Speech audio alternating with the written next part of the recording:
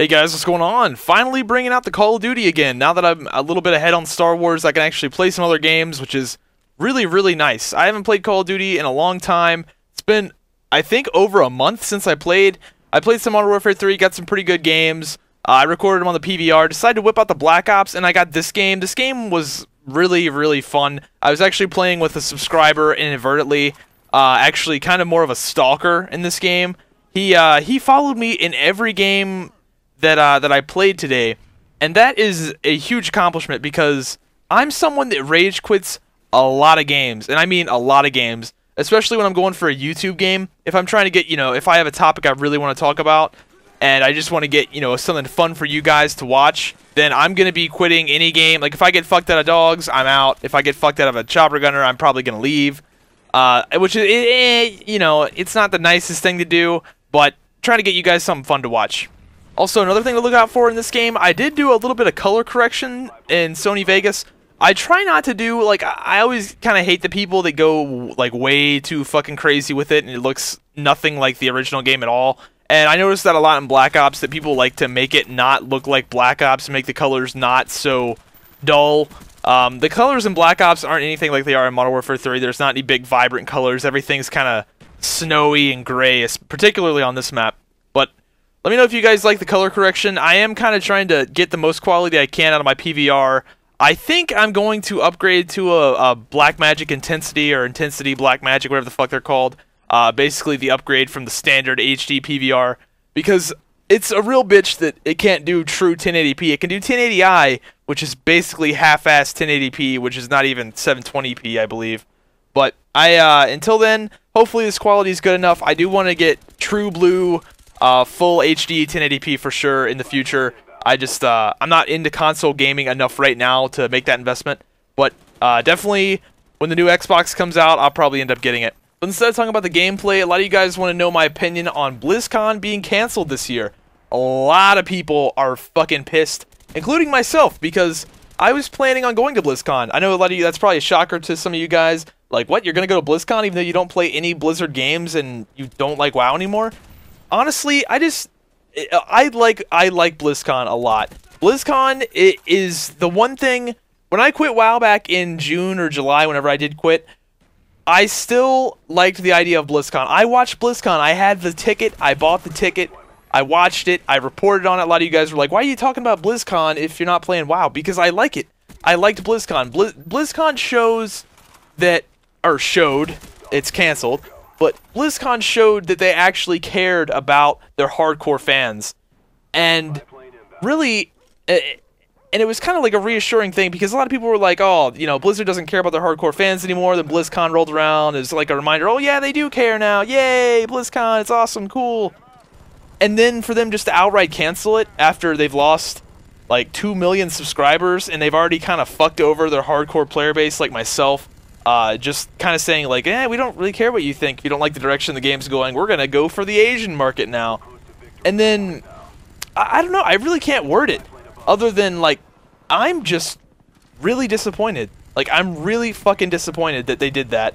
And it's really just another big fucking smack in the face. Like, if it wasn't already obvious enough that Blizzard doesn't care about their hardcore players anymore and their hardcore fans, this is just reassurance. Again, I'm just as bummed out. I'm not being a Blizzard hater here. I'm just as bummed out as you guys are. I actually saved. I already have my money saved to go. Like, I was planning on going. I was gonna buy a plane ticket, go meet up with people. Mufasa Prime already had a room rented, and not rented, but he already had RSVP'd. He already had a room RSVP'd for all us Dara Maktari guys who were all gonna go, and it's a real bummer that we can't. I was kind of looking forward to it. I'd saved my money, was gonna go meet a bunch of people that I wanted to hang out with, and it's not gonna happen. But hopefully there's a BioCon or some kind of convention, because I do want to go meet some of these people that I've known. I've known some of these people for 7 years of my life, and I just want to meet them in real life. But now to get out of the sad panda chat where I'm like sad that it's not going to happen, let me enlighten you on how this deal actually went down. I don't know this to be fact, but I kind of do. Alright, so what the deal with BlizzCon is. BlizzCon, the reason why I like BlizzCon so much is because BlizzCon is basically Blizzard saying, hey, thanks for playing our games, thanks for being a fan of our games. We're going to host this really awesome convention that we run at a huge loss. BlizzCon, Blizzard loses a lot of money doing BlizzCon. People may be saying, like, oh, it's like, what, $200 a ticket? How are they losing money? They lose a lot of money. A ton. So that's one reason why they probably canceled it, the money. Another good point is, I remember, I think it was 1 or 2 BlizzCons ago, they had a BlizzCon frequently asked questions thing, and they said that they had to rent the convention center that they do this in 8 months in advance. They had to give the Anaheim Convention Center, whoever owns that, an 8-month like RSVP sort of. So they have to call ahead or whatever, not call ahead, but they have to give them notice 8 months ahead that they're going to do a convention like this so they can prepare. So that basically means that this isn't like, oh my god, we got to cancel it right now, something big came up, you know, oh my god, cat's on fire. That means most likely that they weren't planning on doing a BlizzCon anyway. Like, they weren't going to do one anyway. It just wasn't going to happen. Because they'd have to give a huge notice in advance to the convention center if it was going to happen or not. Because a convention center like that, they have people like out the door. They have people constantly wanting to rent that thing. Anyway, I don't want any of you guys to get the wrong idea. Like, I'm not hate-mongering against Blizzard. I'm not really hate-mongering against Activision, but Activision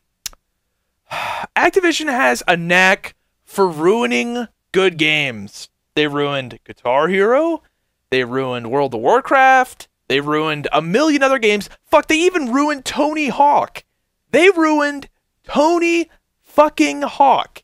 I just want to ride my skateboard, do retarded unrealistic tricks, score 9 million points, and just have fun. And they ruined it. They ruined Tony Hawk. Like, what the fuck? Like, oh. Bottom line, I'm just as disappointed as you guys are. I'm not surprised. I didn't think they were going to cancel BlizzCon, but after I heard the news, I wasn't like going like, oh my god, this is so out of the ordinary for Blizzard to do this. But I'm sad. I'm bummed. I saved my money for the trip. It's not going to happen. But I guess I'll just save it for BioWare. Maybe you'll step up to the plate and do something cool with Star Wars. I doubt it's going to happen. The game's too new, but I don't know. This honestly is the best thing that ever happened to Guild Wars 2 and Star Wars The Old Republic. Because if World of Warcraft didn't already shit on their hardcore players that made World of Warcraft what it was, it's just fuel for people to switch over. So, anyway, big boost for Guild Wars 2, big boost for Star Wars The Old Republic.